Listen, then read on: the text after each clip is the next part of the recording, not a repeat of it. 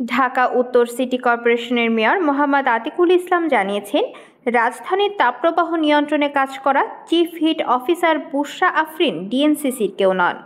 ডিএনসিসির অফিসে তার জন্য নির্ধারিত কোনো বসার জায়গাও নেই। এছাড়া চিফ হিট অফিসার বুশরা আফরিন তার কাজের জন্য 1 টাকাও বেতন পান না। শনিবার 27 এপ্রিল রাজধানীর আগারগাঁওয়ে বায়ু দূষণ রোধ ও তীব্র দাবদাহে শহরকে ঠান্ডা রাখতে ডিএনসিসির ওয়াটার স্প্রে কার্যক্রম পরিদর্শন শেষে সাংবাদিকদের এক প্রশ্নের জবাবে তিনি কথা বলেন। চিফ হিট অফিসার বুশরা আফরিনের নিয়োগ ও বেতন ভাতা সম্পর্কে এক প্রশ্নের জবাবে মেয়র বলেন, আমি দেখছি কয়েকদিন যাবৎ চিফ হিট অফিসারকে নিয়ে অনেকে বলছেন সিটি কর্পোরেশন থেকে বেতন পাচ্ছেন। আসলে এটা সঠিক নয়। হিট অফিসার নিয়োগ পেয়েছে যুক্তরাষ্ট্র ভিত্তিক একটি company Adrienne আরশট Rockefeller foundation resilience centre থেকে। সারা বিশ্বে 7 জন চিফ হিট অফিসার তারা নিয়োগ করেছে। চিফ হিট অফিসার আমাদের পরামর্শ দেবে, কিন্তু সরাসরি কাজ করবে না।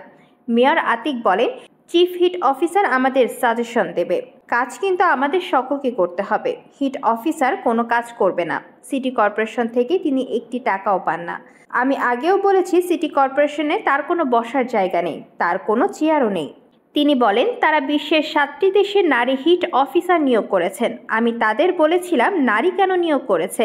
তারা বলেছে নারীরা গরমের অনুভবটা বেশি করতে পারে, এজন্যই তারা নারী হিট অফিসারদের নিয়োগ করেছে।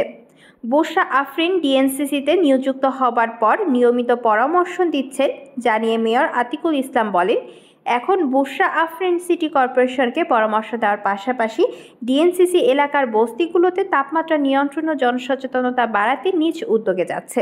তাপপ্রবাহের ক্ষতিকর দিকগুলো নাগরিকদের বোঝাচ্ছেন, কারণ বস্তি এলাকাগুলোর টিনশেড ঘরে গরম অনেক বেশি থাকে। এছাড়া গত 1 বছরে বস্তি এলাকাগুলোতে প্রায় 5,500 গাছ লাগিয়েছেন বুশরা আফরিন।